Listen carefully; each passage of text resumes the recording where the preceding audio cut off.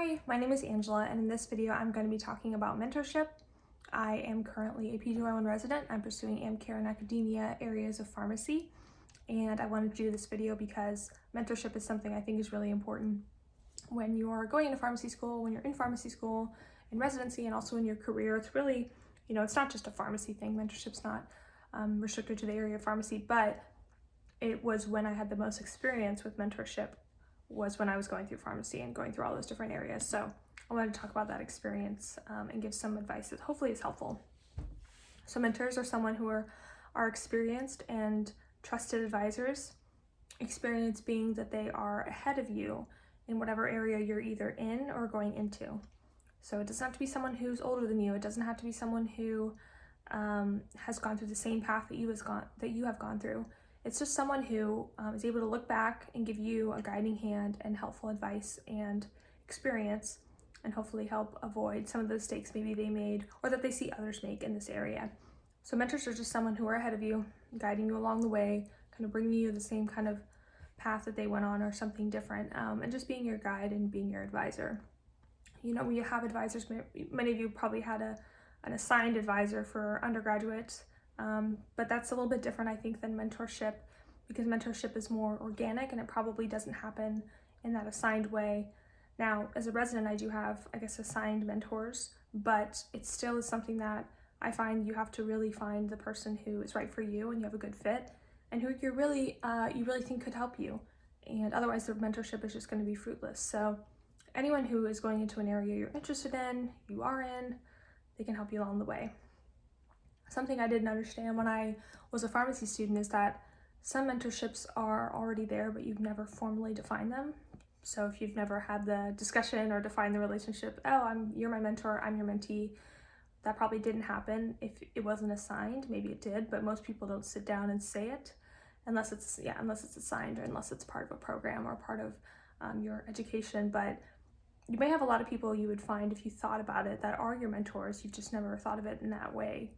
But it may be helpful to formally define the relationship, just because then you can really get the most out of your guys' relationship and understand the roles and expectations. So that's something I'll talk about in a bit. But basically, you could have mentors, but you don't know it. That's something to think about, and then you can kind of guide your relationship and guide your interactions from there. So my mentors were mainly pharmacists. When I was in a technician role and I was pre-pharmacy, I had a person who was, she's now a pharmacist, but she helped me through pharmacy school, and before then, mentoring me through that process. And then during pharmacy school, definitely a lot of different pharmacists and people in academia who have been great mentors. And now, same thing, it's people who are in the fields that I want to go into, or people who find that they can just help me a lot with certain areas. So I did have a really good mentor for residency, but then I haven't needed to reach out to that mentor again. I may in the future, but it was just for a season or just for a time period. So that can always happen as well. But they answered my questions when I asked them, gave their experience. They were interested in meeting with me and helping me, and they were available. So I think, with most mentors, I would meet no more frequently than 4 times a year. And that was just my relationship. Some people meet like monthly or weekly or, depending on the relationship, fill in the gaps of where you need help in. But my experience was about quarterly. I would ask questions, they would give advice, and then things that I, didn't ask or questions I didn't ask them, they would then fill in gaps of what they thought I should know. So it was great interactions, and I found even in the small chunk of time, half hour, I had a ton to go off of and a ton to work on until our next meeting. So they were short and sweet, but they were very impactful. They were great at providing resources for me to follow up on and use.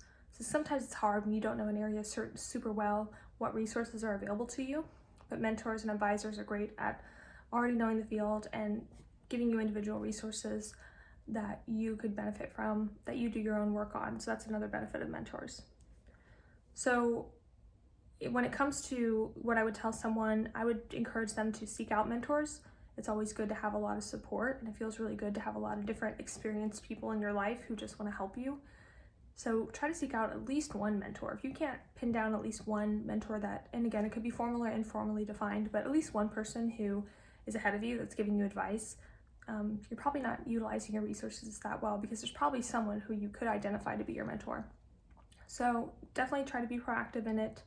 I think it's most helpful if you kind of ask it in a way that's very specific. So saying, I'm looking for someone to mentor me. Would you be open to mentoring me in some capacity? You can kind of just say in general, being a mentor in general, or could you help me help mentor me through pharmacy applications, or through residency applications, or through my career process and finding a job. You could ask them specifically, and then they know what they're there for, and then you go on to the other details. So how frequently do you want to meet? How do you want to meet? Do you want to meet in person? Do you want to meet over Zoom or some kind of online site? Do you want to email to give updates? What do you expect of me? What do I expect of you? And again, this all comes with a formal mentorship, I think, title, which I can just think is very helpful. So something to think about. Give people you may not expect a chance. You never know. You might have to feel out a couple different relationships, and then you know that it's not the right fit for you, but give people a chance. You never know. Try not to make assumptions beforehand. Some people are just waiting to be a mentor. They really are waiting to share their experience and passions and advice. They want mentees. So you may find that even if someone is not as experienced as another mentor, they care and they're invested in you, and that makes you feel really good and really empowered and improves your performance. So be open to that, because you never know. But I think you should try to get a mentor as soon as you can. Set yourself up for success by having a lot of people in your corner who can help you. Ask around, ask other people who have mentors who might be good or might be bad, or who might be more invested or more knowledgeable. It may take a long time to really establish all that you need to in your mentorship, but I think it's really helpful to spend the time, because it can be very rewarding and help you more than you know. So that's just kind of my overview of mentorship. I hope it was helpful. Put in the comments if you have any comments about this or ideas that you want me to talk about here on this channel. Like the video if you liked it, and share it with someone who you think it could be helpful for. So have a good week.